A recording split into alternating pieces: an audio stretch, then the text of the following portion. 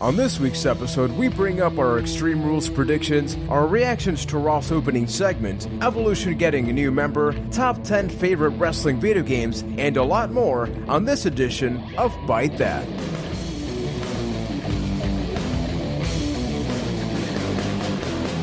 Hello everybody and welcome to episode 36 of Byte That, the semi-somewhat maybe international professional wrestling podcast where we talk about the ups and downs of that which we love, which is the world of professional wrestling. My name is Juan Velos. I am from San Juan, Puerto Rico, and joining me this week are the men that are here every single week. First, we have the greatest podcast host from Boston, Massachusetts, ladies and gentlemen, Ryan McNulty. Juan, thank you for the excellent introduction. I will do everything in my power to actually live up to that Canada, name. The man that actually matters from this podcast, Dr. McKenzie himself, Keith Poshik. How you doing, man? Oh, you MFer. You know, I had a nice little joke lined up, but you cut me deep there. I'm not going to explain why you cut me deep, but you cut me deep. I guess people will just have to wait to find out. But before we go down into the deep and dirty talk, we do want to thank you guys for listening to the podcast. And if you like us, rate or leave a review on iTunes and Stitcher. That really goes a long way. Also, subscribe to our YouTube channel, youtube.com/ByteThatCast, where we have video reviews. And this very week, this past Monday, we posted our top 10 favorite wrestling video games countdown.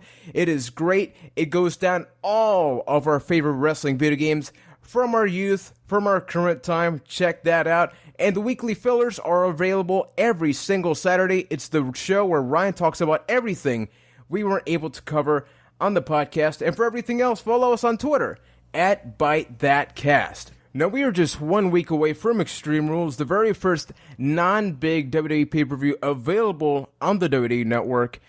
We don't know what to expect right now, other than the build-up for the show has overall been fairly impressive, I think, as we'll be talking about in the first portion of the podcast. And after Tweet of the Week, we got a nice exclusive for everybody. We will be talking about some of the games as part of our top 10 favorite wrestling video games, how we really went in that process of choosing where the games went, and some of the games that weren't included in that list, and why that happened.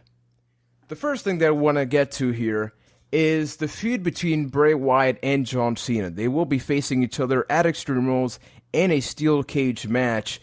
And the opening Raw segment was very interesting because we were talking last week that the people, in a way, turned on Cena with the voting process. And what was the first thing we got this week on Raw, Ryan? No. I have a question for you. There was a line that John Cena said that during his promo that I'd love for you to repeat for me. Please. You live long enough to go to a toilet, or what was it? You live long enough to go to a toilet. No, that's not it. It's you either die a hero or live long enough to see yourself become a villain. You see, John Cena's in my head. I've been saying it for weeks. I see it. Apparently, John Cena listened to the podcast because that segment was almost every single thing we talked about last week. So that's why I want to get to you, Ryan, because the very first thing that we saw is John Cena just sort of going like, really? Like, this is the fate you guys chose for me last week? Why? I thought that was the perfect way to play it, to be honest. He came out there and he was actually serious about what had happened last week. He didn't just sort of blow off that vote. He actually was asking why. Why did they do that to him? And I think they really played this beginning angle beautifully, leading into this whole thing with Bray Wyatt. So I really liked that Cena was able to actually remain serious during this entire segment. Yeah, and the great thing about it was that we didn't get that Cena that we've talked about multiple times, which is, the jokey Cena. And the great thing about that promo is that obviously, at first, everybody's going, OMG, John Cena heel turned finally. We actually tweeted that. A couple people responded saying that it's only going to be temporary. But obviously, it's not going to be that. As we saw the Make-A-Wish package that was on Raw, it's like the man is just never going to go bad guy. But it was nice to see that different side of John Cena. Oh, it was temporary, all right. It lasted a grand total of like an hour and a half because on that same show, John Cena completely turned that whole thing around like, no, it's all good. We're just having fun. Kind of took away from that whole promo and moment as far as I'm concerned. Yeah, I mean, it's John Cena at the end of the day. You know, if they sell the guy way too serious and maybe we don't get the proper payoff at Extreme Rules, I don't think people will be happy with that. However, Keith, there was something that you brought up last week after the show ended that was pretty much one of the first things we saw this week, which is the song. You know, he's got the whole world in his hands. In his hands.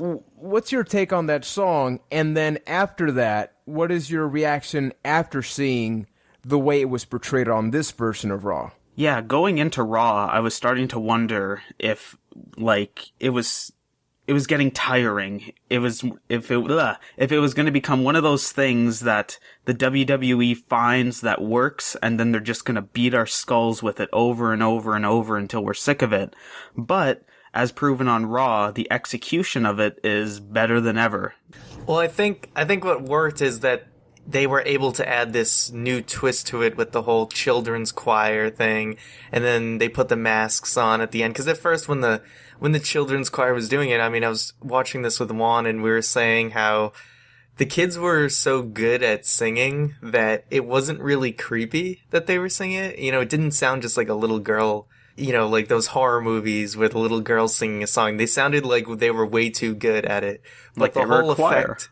Yes. Well, the whole effect with the sheep masks at the end was what kind of really sold it at the end and had that nice twist to it.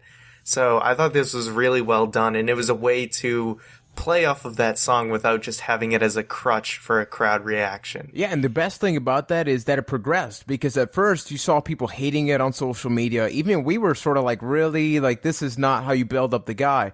But then you see all the kids, and then Luke Harper. Honestly, to me, Luke Harper made that segment, because the way he was walking down that ramp with the kids behind him, just something about that seemed so deliciously evil.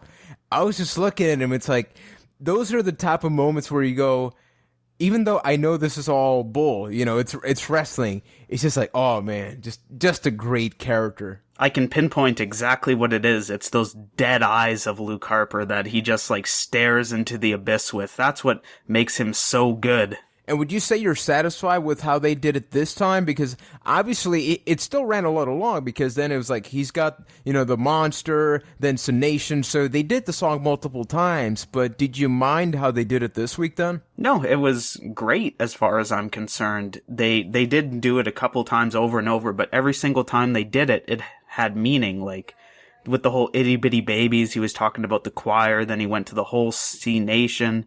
It's a way to make the song work without it getting tired. Now, if Bray Wyatt wins this Sunday and then he continues singing it, we might be here next week talking about it's going to get real old real fast. But as far as right now goes, it's good. No, and I want to applaud John Cena, because for the first time, and I think ever, he actually sold the concept of escaping the cage, because for the longest times, wrestling fans sort of go like, what is the logic behind just leaving the cage? Wouldn't it be tougher or smarter to, you know, pin the guy or make him tap out? But then John Cena's talking about the fact that if he escapes the cage, then Bray Wyatt's going to continue delivering his message. His message escapes with him. Did you like that concept? I think that is an interesting way to look at it, and I think we've all talked about how cage matches right now have just too many rules going on. So I wish they had sort of just selected one finish for it, like either make it a pinfall only or escape only. But it looks like, you know, this is going to want to be something where there's a pin involved. I think it's a situation where a cage is kind of a relic of a lost era. Like a long time ago, correct me if I'm wrong, but the old blue cage didn't even have a door in it. They had to climb over the top to get in it. So that's where the whole climbing out thing was. And then when they made the new cage and added a door, then, well, that's the way the rules were. And now you've got this door. It's not like you can completely avoid it. So yeah, but John Cena did find a way to make that relevant, and that's really cool. Given the result at WrestleMania 30 where John Cena declared a victory over Bray Wyatt, and all the stuff that has led up, they have invested a lot of time into Bray Wyatt, especially this Raw. I mean, that beginning, like, wow, props to the WWE for doing something so creative. I never thought they would go to that level just to mess people's minds up with Bray Wyatt. Is he going to come out the winner? I really hope so. John Cena got his win at WrestleMania, so now is the time, the perfect opportunity to give Bray Wyatt a win here. It's not going to hurt John Cena in any way, but it can do everything in the world for Bray Wyatt. So it is absolutely his time. Exactly. It's kind of an all or nothing match for Bray Wyatt, because really, they can't justify a loss for Bray Wyatt a second time. If he loses, what does he have to go on? Exactly. I agree they have to let Bray Wyatt win. I don't think it should be a clean win. Like, I don't think it should be a situation where he lays John Cena out flat. It has to be that controversial win, but something that continues to anger John Cena, like you mentioned, Keith. You know, at first, at the beginning of Raw, we got that tease, but then John Cena just went right back to being John Cena. So it needs to be the result, something that just pisses John Cena off. Like, you know what? Like, I'm done. I will go to any length necessary to make sure that Bray Wyatt's never seen again. I mean, I'm kind of applying a little bit of wrestling logic here, but the whole point of the cage for John Cena was also to keep Harper and Rowan out. But at SummerSlam last year, when Bray Wyatt debuted, that was an Inferno match. There was fire surrounding the ring, and Harper and Rowan didn't keep them out of the ring, so how's a steel cage going to do the same thing? It's totally going to be a dirty finish. And that's a good observation, and I'm surprised they haven't mentioned that, even though I know that after a couple months, things just sort of, like 6 months never ago. happened, but that's why. They should play off into the fact that they will always find a way to get themselves in. Speaking about possibly one of the next big matches of the show, you know, we've seen this just progress occurring between the Shield and Evolution. The Shield this past Friday just went on a tirade on a SmackDown, taking down pretty much anybody, even poor Brad Maddox. I mean, Dean Ambrose just unleashed a number on the guy behind the sofa. That sounds really wrong, but he beat him down. I'm sure there's a fanfic somewhere in the world that explains that. Yes, probably, for somebody. But I wanted to get your feedback on the Shield's face. And I think the first worry that people had is, are they going to become the lame guys? Which face? Is it like Ambrose's face? Is it like the face of the Foley? Reigns' face? Good observation. The Shield has officially been the baby faces of the company for a couple of weeks now. Having said that, they're still the renegades. You know, they're still the controversial characters, especially Dean Ambrose.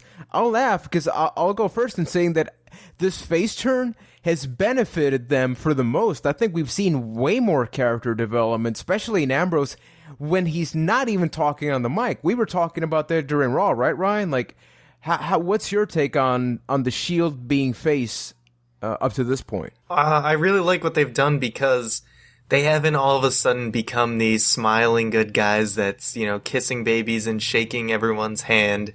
They're still the same Shield, and they're just basically fighting the bad guys now. And obviously they're going to change their movesets a little bit to make them more flashier. I mean, even though they've already had pretty flashy movesets, but they're going to play that up for crowd reaction more and more. And I do think they're keeping with their characters and expanding on that. So it's really good. They're not just turning them into the generic babyface. They still seem unique. It just kind of goes to show that if a character is a good character, it can adapt in any situation. Like with Dean Ambrose, he didn't really change all that much, except just kind of amplified the crazy and does like the weird movements and just kind of took it and like made a home run with it. I want to sort of jump it to all the way at the end of Raw when the Shield and Evolution sort of had that face off, and then just in the most random way, Ric Flair comes out. And then I still don't understand why that happened. Yeah, that was the most. A lot of people on my Facebook feed were actually saying that he was high, like legit. Because what? Look back, okay? Look back at that promo. His facial expressions. There was just something weird about Flair during that entire segment. It's Ric Flair. He's like 100 now. I know. I know. You know, they got to put artificial flesh on him so he looks good there, but. It just why did that happen? Am I missing something here, or did that just not do anything? It's like, hey, Keith, you're pretty cool. Then I just leave. Like, okay? I think it was something that was supposed to be this big impactful moment that just ended up coming off like a fart in church. Like, it was supposed to be some big swerve, like, ooh, I'm talking about Evolution and the good times, but wait, I'm talking about the Shield, ooh, and then there's supposed to be some big crowd reaction that just didn't happen. Well, first, I'd like to argue that a fart in church would get a rousing round of laughter. But, yes, this segment you could tell, did not resonate like they wanted it to, because Michael Cole was selling that so hard when the moment did not seem that big at all. Because they really didn't like, Flair was supposed to come out and really like, they could have made him seem like he was more a part of Evolution, like it was like a welcome back, and then all of a sudden, Swerve, Ric Flair's supporting the Shield, holy crap. You know, this is my friend, he supports the Shield. Oh, that's a joke only me and Ryan get. But anyway, the only thing that makes this kind of make sense for me is that maybe Flair offers his, like, managerial services to the Shield on Sunday, and then it's a big swerve where, like, Flair screws the Shield over, and that's how Evolution gets the win. I mean, oddly enough, that's how Evolution came to be originally. The swerve when, you know, there was always, like, every week, like, is Batista going to be with Triple H or not, with Ric Flair or not? And then, you know, boom, it happened. But it just seemed really weird. Maybe time got cut because it seemed it started off properly, you know, like giving out a little bit of background, but then all of a sudden he just switched and it's just like, bam, endorsement, like arrive, endorsement leave. That is the only thing that happened. But having said that, considering we're having this match taking place just this Sunday, and this may be the last time that we see Batista for quite some time, has the build-up led up to a very desirable match between these six men? I'm looking forward to it. I think it's going to be a good old-fashioned brawl.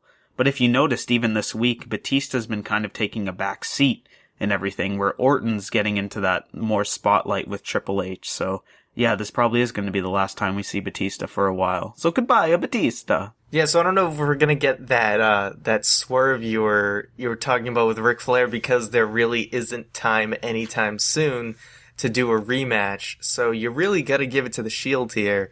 You really hope that they'll get the win, and with Batista going away, you know, feuds continue between Orton and someone from the Shield, as well as Reigns and Triple H.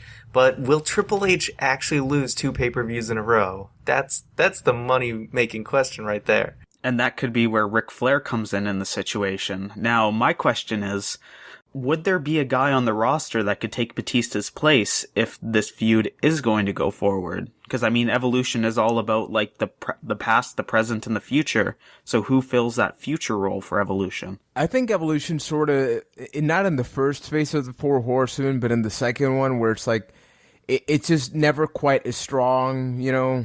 And I think it's a matter of, the name Evolution isn't a philosophy at this point. It's an establishment. A philosophy back then was that past, present, future. Now it's just like, this is what we saw at one point, and this is the end result that we got. And we are just seeing that end result teach the new guys a lesson. So I don't think there's anybody else. Maybe that's even why they brought up Ric Flair, and maybe not all that much until after Batista leaves. So he sort of fills that gap between the third guy. But other than Flair just being more directly involved, I really have no idea where they're going with it.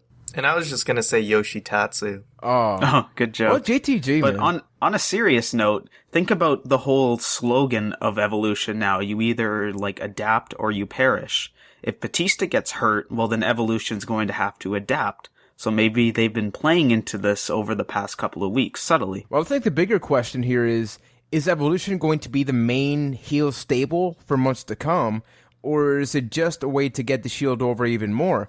Because based on that, then we can really go into speculating about possible new guys, or maybe this will be the end of Evolution as we know it. If it's going to eventually lead to a Triple H Roman Reigns match, like the dirt sheets say it is, I can't see this being the end of Evolution. And that's true. I feel like they would probably have to fill that void when Batista leaves. So maybe they do actually bring in a young guy to add to that. And I think it would be a good way to actually sort of give a push to someone who's maybe not doing anything. A Paul Heyman guy, maybe?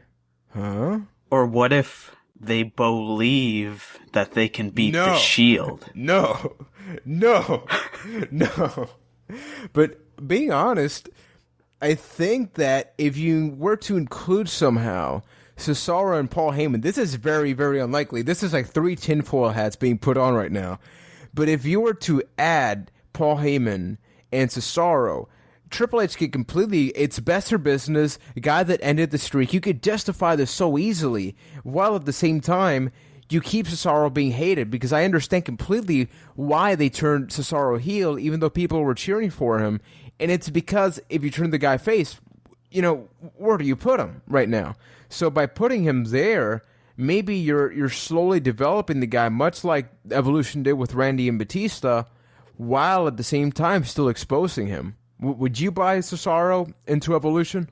It just doesn't seem like it fits at the time. I don't know. I think that you're throwing too many things at Cesaro at once right now. He's sort of just kind of gotten this new push with this new arrangement, and I just feel like it's not a good idea to throw something, throw more into the mix. Yeah, but, I mean, no offense to Jack Swagger, but that whole thing isn't going to last forever. And RVD, he's on a very temporary contract, so if you put him with RVD, that's probably going to end very fast. So yeah, this would instantly establish Cesaro more than being with Paul Heyman already has. So I think Cesaro would be perfect. Well, we'll just have to wait and see what really happens. I'm just curious.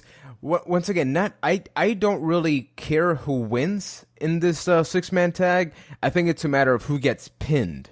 Am I alone in this? It'll be Batista. It has to be. I think it has to be Batista. Well, that's saying that the Evolution loses, and that would say that Triple H loses in 2 pay-per-views in a row, so maybe it's not Batista. So do we all agree, though? Triple H will not take the pin. Oh, yeah, that's not even a question. Do we agree he wouldn't that even take a triple powerbomb. I don't know. I would. I don't know. I think Flair is going to be involved with that match somehow. If he is, then the Shield's going to lose. They're going to get screwed over. If he's not, then I can see Evolution. It has to be the Shield. Yeah. So we actually disagree. Yay! I actually like it when that happens. Another thing I want to bring up in the show is that at the beginning, the crowd was scorching hot, buying into the whole John Cena thing. But it seems as throughout the show, even at that Evolution segment, the crowd was just kind of dead. Was I the only one that felt like that? Oh, totally. Yeah, I don't feel like they had any energy by the end. And like we said, that whole segment fell flat at the end there with Flair. I mean, the segment itself was bad, but you'd expect some sort of reaction from the crowd, but it seemed like they just did not care. Maybe it was too much of a good thing on Raw. This week's episode of Raw was a freaking roller coaster. It was a really good episode of Raw, as far as I'm concerned, so maybe everybody was just burned out by that point. No, and I was actually surprised, because even though for most segments the crowd was pretty dead, cue Bad News Barrett's music, and the people were really into him. Has it been 2-3 weeks? How long has it been? It just seems like it happened all of a sudden. After Hall of Fame, Bad News Barrett just picked up a lot of steam with the crowd. Deservingly. Well, I think a lot of it had to do with the fact that he's now finally wrestling again. I feel like that's when it all finally clicked. We had all this time to get to know this character, but he was just talking about non-wrestling things. So it was kind of but now that the Bad News gimmick is actually invested in storylines and has, it has to deal with matches that are going on, I think it's becoming more relevant and it's resonating better with the crowd. I really like that this whole Bad News Barrett thing is taking off, because I wasn't really feeling it at first outside of the JBL and Cole show version, but now this Monday Night Raw version is a lot better. Yeah, and where Wade Barrett ends up on the actual card, we kind of talked about that last week, and that's still up in the air, but kudos to Wade Barrett for just killing it every week with the whole Bad News thing. Incorporating the then and now forever thing into a promo, that was amazing. Yeah, and I think that it's also a thing of giving the wrestler a lot of flexibility, because when the Bad News Barrett was on the JBL and Cole show, everybody was digging it. Q Raw debut, and then everybody just felt like this is another guy. But now we're seeing those first few sucked. Like, to be honest, those first few bad newses on Raw, they were terrible. They were awkward. None were as bad as that time Jerry Lawler responded or something. We're like, oh, you're not going to be here next week or and something. then there's a feud that never happened. But after the conclusion of RVD versus BNB, where he will now be facing Big E for the too many abbreviations. Wow. At Extreme Rules, do you see him coming out as the Intercontinental Champion, or do you think Big E will continue his nothing role that he's had so far? I really hope that he almost doesn't win it, because I think we've all seen that the Intercontinental title just kind of becomes a curse to do nothing. I mean, Wade Barrett's been here more than once in this exact same cycle, and unless something radical changes, it's just probably going to happen again. But at the same time, I think it is time for Big E to drop it. He's done nothing with it, and give it to the next guy and see what happens, even though the next guy's had it like 3 times. Oh my god. Guys, I forgot something. I'm sorry. I promised I would start the show off hot, and I forgot this happened on Raw, and we needed to bring it up. Okay, so something happened on Raw that was revolutionary, okay? And I'm not talking about the fact that Yoshitatsu is still employed, or JTG, and they haven't become a tag team. I'm not talking about that. I am talking about the fact that on Raw, Heath Slater got a pin, ladies and gentlemen. He beat someone on Monday Night Raw, like cleanly, okay? This was a thing. You can actually go down to the history books where this happened. What's everybody's thoughts here? It's just, it made my night. You know, like I said, Monday Night Raw was a roller coaster. It had its ups, it had its downs. That was a trip right to the heavens. It was just like the clouds spread apart and the whole and beam of light just shone down on that arena, and thou Heatheth Slatereth won 1, 2, 3. That was beautiful, Keith. I'm pretty sure that was his first pinfall win on Raw since maybe 2012, mid 2012. Yeah, whenever he was doing, he won once during that whole Legends thing. I can remember that. Well, also 3MB actually won a couple matches when they first started out, like way at the beginning. And then they just became jobbers. Yeah. Well, one thing that I loved about that is how JBL reacted. Like, JBL was selling it like, the world is going to end. This man won a match. What is going on? It's because Clem won. Yeah, man. Clem won. Uncle John. By the way, for those that don't get the Clem Layfield reference, please check out the JBL and Cole show on WWE's YouTube channel. It's awesome, and it's a lot of that really should be brought over to this here. But Ryan, I know your reaction to the announcement of this match paralleled mine. Ladies and gentlemen, the pre-show match for Extreme Rules, not a TLC match, okay? We are getting a WeELC match between El Torito and Hornswoggle. How are you feeling about that? I'm absolutely pumped for this. I don't know exactly what's going to entail a WeELC match, but I am hyped up nonetheless, because I've been really digging this feud, like legitimately digging this feud between Hornswoggle and El Torito, and I think they've played it perfectly where the commentators are just overselling it like to the nth degree, and it's just made it really fun. So it's made those sort of matches on Raw and SmackDown that are supposed to be sort of the down point of the show have actually been a highlight because of this feud. Keith, we weren't able to talk about this before the show, and I have no idea what you think about this, so what's your reaction? I think it's going to be a lot of fun. I'm actually looking forward to the Extreme Rules pre-show, because not only do you get the WeELC folks, but you also get the Alexander Rusev match, so is this the first pre-show that has 2 matches on it? I think they're just slowly going to build more into it, because, I mean, it's not like before where it was the pre-show, then you buy the pay-per-view. If you have the network, it's much like WrestleMania, you know. It's part of the show. Like, people already paid for this, so I think it's a great incentive. Yeah, I mean, you pretty much nailed it there, because if you think about it, if it eventually just comes to the point where everything's just on the network, they don't even need to make a pre-show, it's just the show. Is it just on the network, or is this still going to be on like YouTube and that kind of stuff? No, I believe it's still on YouTube, because obviously that's how they promote the pay-per-view buys, and most importantly, the network. Although I'm assuming if they made a network exclusive, that can maybe be another incentive, but I'm not sure about that. However, one thing I do want to talk about this match, the WeELC match in particular, is that do you think some people are taking this feud just a little too seriously? Like, we're having fun with it, and I think that's the entire concept of it, Yeah, maybe at the Hall of Fame, it wasn't the best moment to start this off, but it's a fun thing, and at the end of the day, it's wrestling. Enjoy it. Yeah, it's kind of like it needs to happen at the right place at the right time. Like, the Hall of Fame was not the place for that. But not everything needs to be super serious.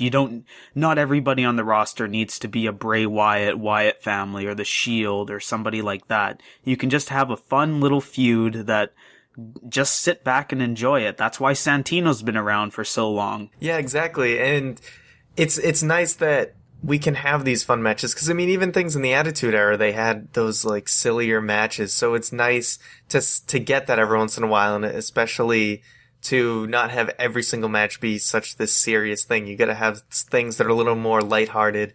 And I really like Hornswoggle in this 2.5, 3.5 MB role. It's something completely different for him to do.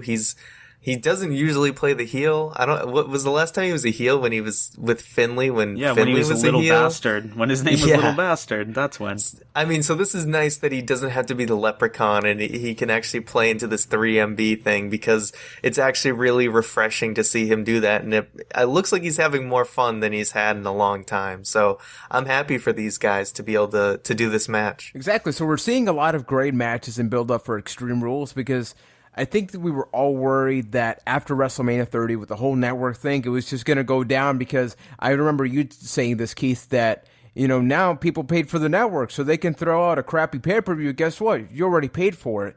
So bringing up this one last match here, there are two matches, actually. Paige versus Tamina Snuka. Do you expect anything coming out of this, or do you think that this is a good match for Paige? I think it'll just be a solid match that helps build Paige up. Tamina's a pretty good wrestler, and Paige hasn't really been tested yet, quote unquote, in a Divas match. So I think it'll just be a nice solid match that builds Paige up. This card isn't too loaded, so it looks like they'd probably be able to get a decent amount of time, and both of them can work really well. So I expect this to easily be Paige's best match since coming up to the main roster. And I think it'll deliver more than people expect. Yeah, and I'm looking forward to it simply because we haven't seen Tamina in this singles role for a very long time. She's been with AJ for a couple of months now, so I'm looking forward to that. I think Paige is going to retain. Another match that I forgot about, just a quick little thought, Swagger RVD Cesaro is apparently going to be another match based on Raw. Are you hoping to get anything out of this, or is it just going to be another match on the show? It has the potential to be really good. It's just the build-up has been a little strange for it, but nevertheless, I'm looking forward to it. I'm expecting Cesaro to win on it, but I don't know. Maybe it'll be good. I haven't really been too hyped up about it yet because it's very fresh match that they just announced, but it sounds like it'll be good. Yeah, I agree with what Ryan said. I think it's going to be a solid match, and hopefully Cesaro comes out on top. Just keep building Cesaro. And the last match of the night, we've been talking about this a lot, so that's why we sort of kept it brief for this episode. Bryan taking on Kane. No disqualification match for the WWE World Heavyweight Championship. We saw what was a very awkward communication issue between Bryan's wife and Kane when she left the ring, then sort of came back to then be grabbed by Kane, and that didn't look too good. So, how hyped are you for this match, and who's going to win? Is that a question? Really? I have to ask. I have to. You never know. I'm excited for this match because there's no stipulation, is there? Is there one? Oh, it is? Yeah. Okay. It's no DQ. Right, that's cool. I like that. It's an Extreme Rules match. But I think this is good. I mean, like we said, with all the other contenders out, Kane kind of just fell into place to challenge Bryan. But I think they've done a good job with the build-up. Because a lot of people were expecting Bryan not even to show up on Raw based on the whole attack and everything. But I liked that he showed up and they sold it with the neck brace and everything. And you knew with Bray there was going to be something where Kane comes after her. But I think if they played it off pretty well, but like you said, it completely killed it when she climbed back into the ring for no reason after Bryan had been chokeslammed. But nevertheless, I think this match will be great. I'm really surprised they never played off the Team Hell No background as much. But this whole Demon Kane thing, where the mask is off, he's fine, mask is on, he's crazy. I don't know what you guys think of that, but do you think that's helped build this match? Yes, because the way that they've been building this whole Demon Kane thing is it's more kind of like his 1990, like late 90s run when he first debuted, where he was this like unstoppable monster that could take 3 tombstones from The Undertaker at WrestleMania. Because like Bray hit him square in the head with a wrench and he just sat right up. And it kind of plays quite well into a no disqualification match in that respect, because it sets up this thing where Daniel Bryan's basically going to have to throw the kitchen sink at Kane to keep him down. Maybe even literally. No, but I'm actually looking forward to the match. I think the only reason that I'm kind of mad about it is because it feels temporary. It feels like just in a very short amount of time, we're going to get something else. And this is just Kane being the filler. Obviously, I think we all agree Daniel Bryan's going to be winning here. It's going to be a great match because of the Extreme Rules element. And I think Kane, a lot of people give the guy a little bit of hate for some of his performances, but I think he's a very solid worker. And especially when he's taking on smaller guys, that's when you can really see him pulling out all the stops. So overall, we're actually pretty excited for Extreme Rules. It's going to be an awesome show. We'll certainly be talking about it next week. However, something we're going to be talking about right now is this week's Tweet of the Week. Tweet of the Week. That's right, it's Hype Train time. Woo, woo. It's Tweet of the Week. All right. I actually went to Twitter this week, found a good one, and this Tweet of the Week is from Lindsay at Lovable Lens. Lovable Lens, that's right. This week's Tweet of the Week is attempted kidnapping, little children in sheep masks, 2 midgets fighting, this is wrestling.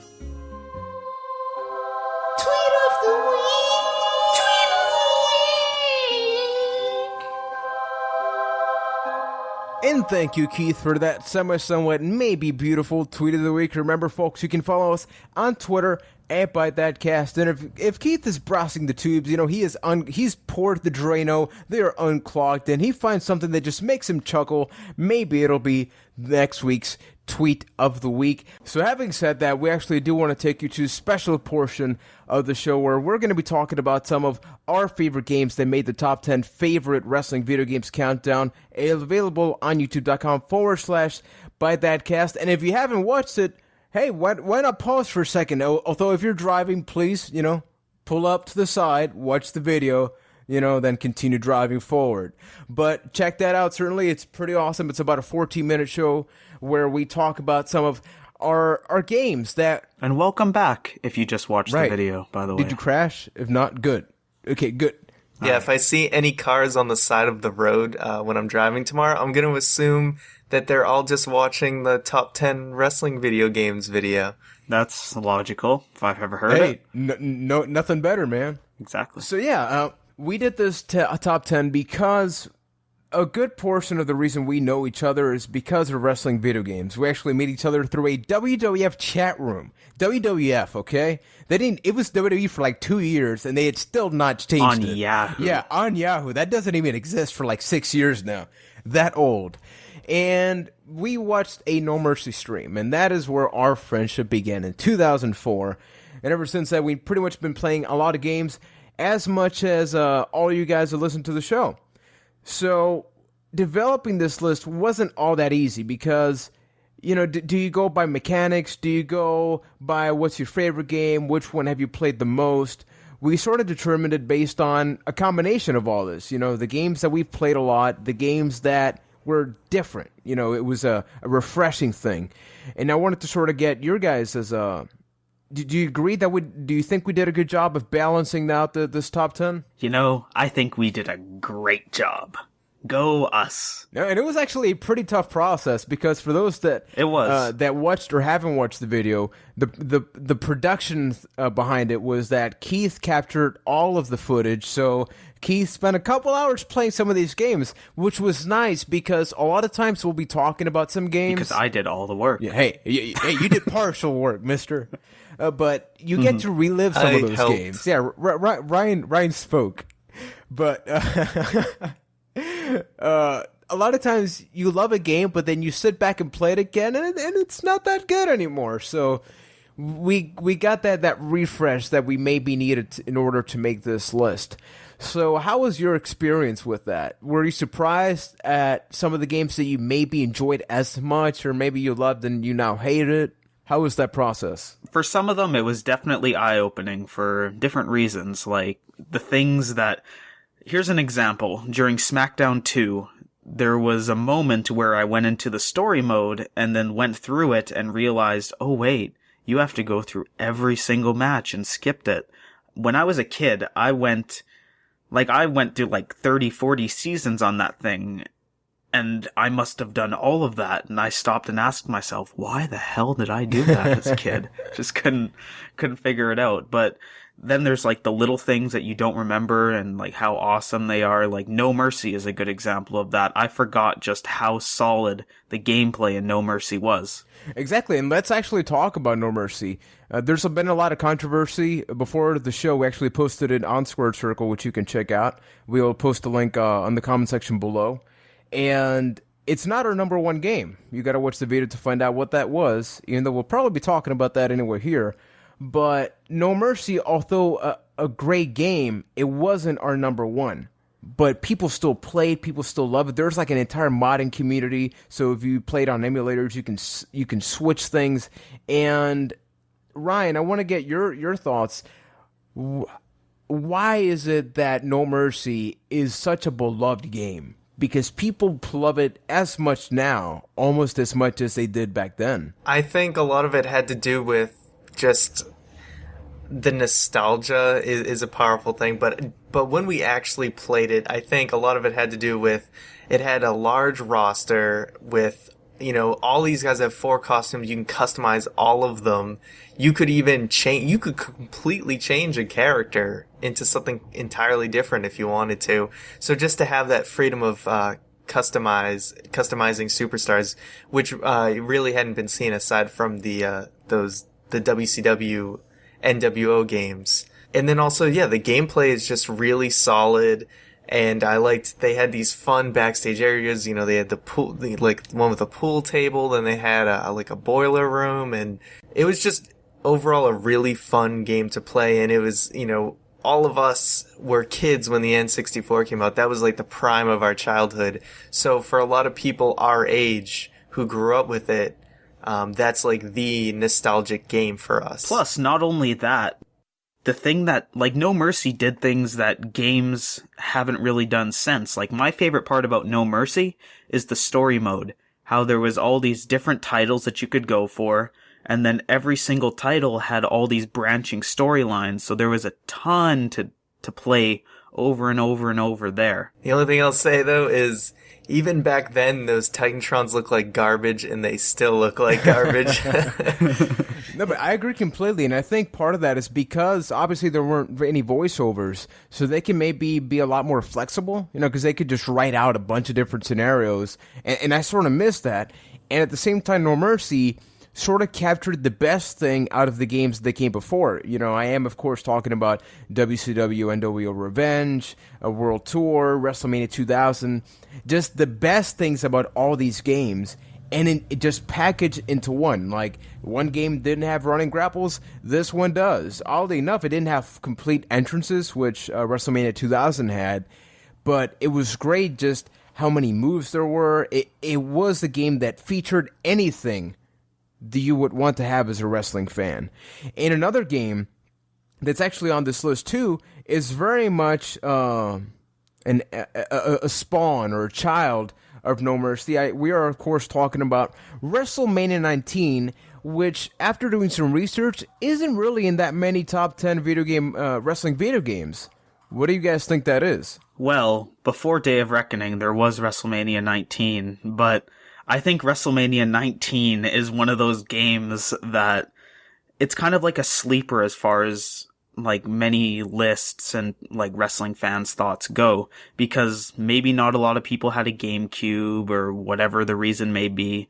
But I think that WrestleMania 19 is one of those games that we revere for where we grew up. Like, do you one, explain cause to people, explain colleagues to people, and this kind of is where our love for WrestleMania 19 comes from. This could easily be a 5-hour podcast right now, but for those that don't know, CW Leagues is actually the reason that I even speak English, for that matter, almost. CW Leagues started around that time, around 2003, 2004, more or less, 2005, around those are the golden years, if you will. And it was basically, you chose a wrestling game, you captured the footage, either, through direct camera feed or with a capture card, and a lot of times you would record fictional characters. So, you'd make Superman, Batman, and you would create your very own show, have it be commentated, develop storylines. So instead of Raw, you have a show that Superman and Batman are taking on each other in a pretty good storyline. And WrestleMania 19 was the very first game we got that experience out of NoDQ.com. They had a thing called NoDQ CAW, created by Aaron Rift and Wade Needham. And it was great because it changed your perspective of, I may not ever be able to become a wrestler, but I can literally create my own show through any game, be it through with a real superstar or created superstar. It was a great experience. And the funny part is, I think the three of us can agree, we hated WrestleMania 19 when we first played it. It was a very, very weird game. Yeah, exactly. And yeah, when I first played WrestleMania 19, I didn't like it because the story mode was such a departure, and it was very frustrating at times. But then I saw that NoDQ CAW, and I saw how he took advantage of that game, and he was doing things like, he would call them roadkill matches, where, the match would be you fight until somebody gets hit by a car. And you had all these other match types that he was doing that were really creative, that were only in WrestleMania 19. So I sort of grew to appreciate those match types. Yeah, I mean, speaking about things that games have never done since, WrestleMania 19's Revenge Mode is exactly that. Unless you count like WWE Crush Hour, which is a whole nother podcast, there hasn't been a game where you fight in a warehouse and that kind of stuff. It's unique. It's very unique. Exactly, because that's sort of the limitation between some games that, the gameplay may be great, but it's wouldn't it be great if that was taking out of that scenario? And I think we can see a lot of that in, for example, Def Jam Vendetta. It's a video game that when you first hear it, wrestling is nowhere in the title. There's rappers. It's not obvious that it's a wrestling game. But Keith, could you tell us just what is Def Jam Vendetta? It is the greatest concept by human beings on planet Earth, where it is gangster rap inside of a professional wrestling ring. If you don't know, it's the evolution of the Aki No Mercy WCW Mayhem style game. It's made by those people. The reason why it's rap is because of some licensing issues, but it just took that style of wrestling game and made it completely over the top. Never mind a pedigree where you would just pedigree a dude. Let's pedigree him from 20 feet up in the air and then drop him down and then just kick him right in the nuts because that's funny, I guess. And just to see people like Method Man and Redman do things like sharpshooters. And then a nice little subtle touch that game did is they gave them all crazy little move names. I can't think of any off the top of my head, but there's the Street Hustle for some sort of power bomb and stuff like that. It was all that together that made Def Jam just a really fun game. And the funny part is it is WWF No Mercy sped up just a little bit. If you play it, it's still got the weak grapples, the strong grapples. It's got the finisher. It's got absolutely everything that you can expect from a No Mercy type game. I've actually played that game quite a few years ago, but I first recognized that it was almost exactly like No Mercy when two guys bumped into each other and they did that exact same animation. Thing. Yeah, where they kind of pulled the shoulders back and moved their head in. And I was like, wait a second, that's exactly from No Mercy. Yeah, and it had to make our list because it was the evolution. How sad is that? It's sort of bittersweet that we got our glimpse of what a PS2, a GameCube No Mercy game would have looked like. It would have been awesome. We never got to see it. And afterwards, Def Jam Vendetta, it kept some of the things, but they stopped having it in a wrestling ring. Then after that formula died, pretty much. Aside from the GameCube games, that formula pretty much ceased to exist. For a while. Because even though, like, the whole Aki game died out and they haven't really made a wrestling game since, the whole over-the-top aspect of a wrestling thing came back many, many years later in WWE All-Stars. And, yeah, game was also a ton of fun to play. Yeah, and it's actually pretty similar. And just quick story, when I first saw the trailer for All-Stars, I didn't care about it at all. I was like, this looks ridiculous. A lot of guys don't even look like themselves. Why is Drew McIntyre considered an All-Star? That's a whole different subject. And then it's like, I played the demo that I think it was like Hulk Hogan versus Ultimate Warrior, and from the very first punch, I was like, I'm sold. It was great because it like Def Jam Vendetta, it took the formula of what we're used to, but it left out all the simulation aspect. Although I love it, it's nice to have that balance, that you can have both things. And it just worked really well. If you've never done this before, go on YouTube and look up like Shawn Michaels super kick compilations from WWE All-Stars. It's just the coolest thing.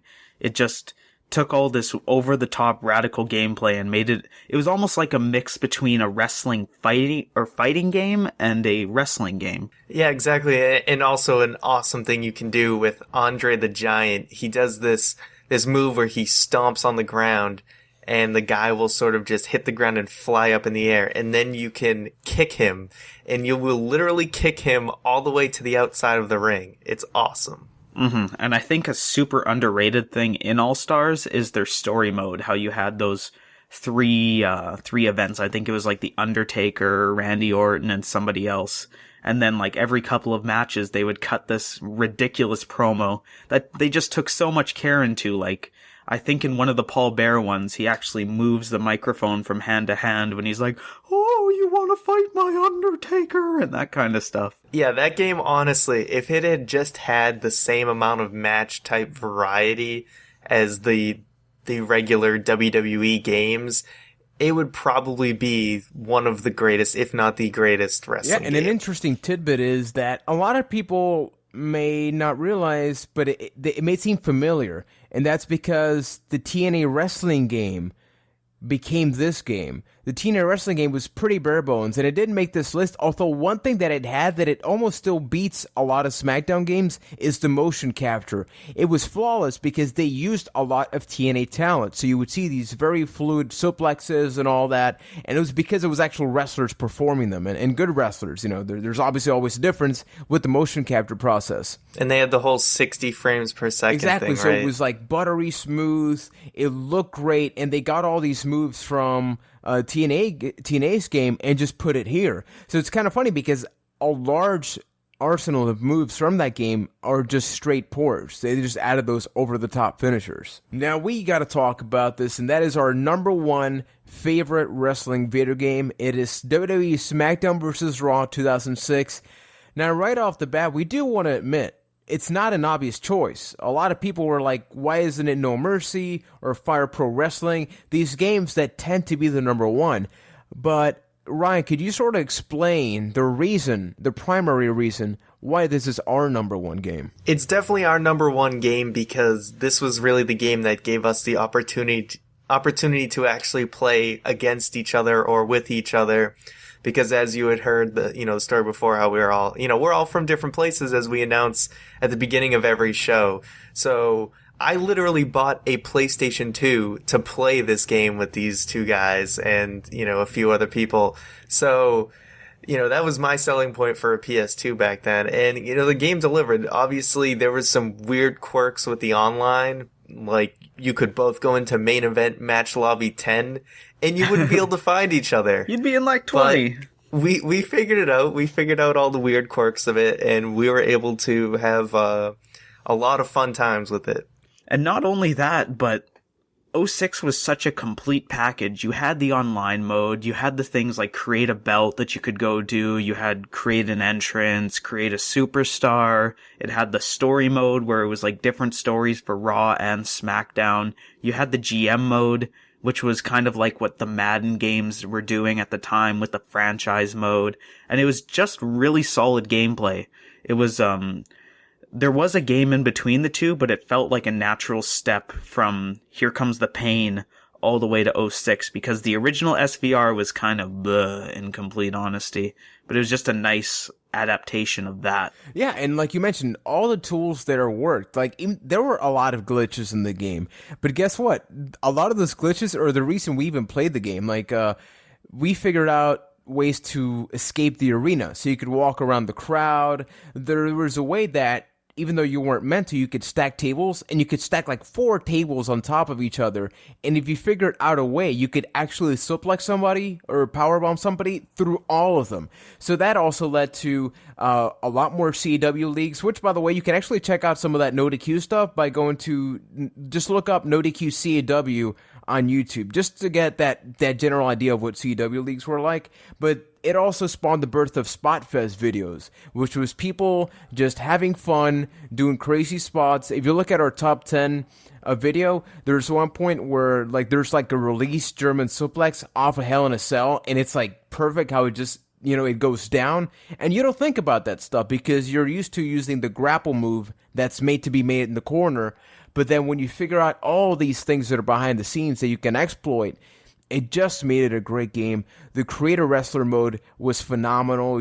Much like WrestleMania 19, A Day of Reckoning, you could create a large variety of superstars. There were so many moves in that game. We could have the same thing and the same guy, but there were like 20 different power bombs, 20 different suplexes. It was awesome. So maybe it's not as obvious as No Mercy or some other games, but it's just such a great memory for us, like to the point where we would play over 3 hours online, like one match. Like, we would never finish that match. The timer on the lower right would actually run out. So it would be like 99.99, and then it would disconnect and we'd go back to doing the same thing. Because it was that fun thing about exploration, which I think a lot of games, as they get better, they try to figure out those kinks. And it's good to always just find them and say like, hey, you know what? Screw you. I'm going to do what I want with my game. So having said all this, there are a couple games that people were wondering, where are they? They're not in this list. So, Keith, could you sort of explain like some of the games that maybe didn't make the list? All right. I'm going to pull the curtain back a second here. When we were deciding this top 10 list, there was a game that I really wanted on this list because, in my opinion, it is one of the best wrestling games of the last console generations. But they're like, no, we can't have that game on here. And that game is Saints Row the Third. It is one of the best wrestling games of the last generation. Yeah, it's not technically a wrestling game, but there is a mission in it that is honestly the best wrestling experience in a very, very long time. Go play the Murder Brawl mission. It's freaking awesome. And not only that, but an entire gang in the game is based off of wrestling. Its leader was like cutting promos talking about the Montreal screw job and that kind of stuff. It was the most amazing thing. And exactly, there was even a character voiced by Hulk Hogan. That's the care that they took into that game. And just because it didn't make the top 10 list, damn it, I was going to fit it in somewhere, and here it is. So, it's not a wrestling game, but it's the best wrestling game. Canadian logic, folks. That's what happens. But some of the other games, we did mention WCW NWO Revenge. And I think it's because of the selection process, we were thinking, what are the games that took an element and just skyrocketed? And that's why we got No Mercy. We got WrestleMania 19. And we were also thinking, which games out of all this? I mean, we originally had WWF Attitude in the top 10. And we were just thinking, which are the games we played the most? The games that we want to go back and play. Even if they're terrible now, we have that intrigue of, what if? What if I still enjoy it? If anything, it's kind of funny because after this top 10, after we finished writing it, Keith and I would play Def Jam Vendetta. We would play WrestleMania 19. There are certain ways that can happen between a guy from Puerto Rico and Canada now. There's technology, and it was awesome. And it's thanks to this countdown. It was awesome. And probably the most controversial thing before we close this out, a lot of people, and by a lot of people I mean about 80% of the comments that we've gotten are, why is Fire Pro Wrestling not on this list?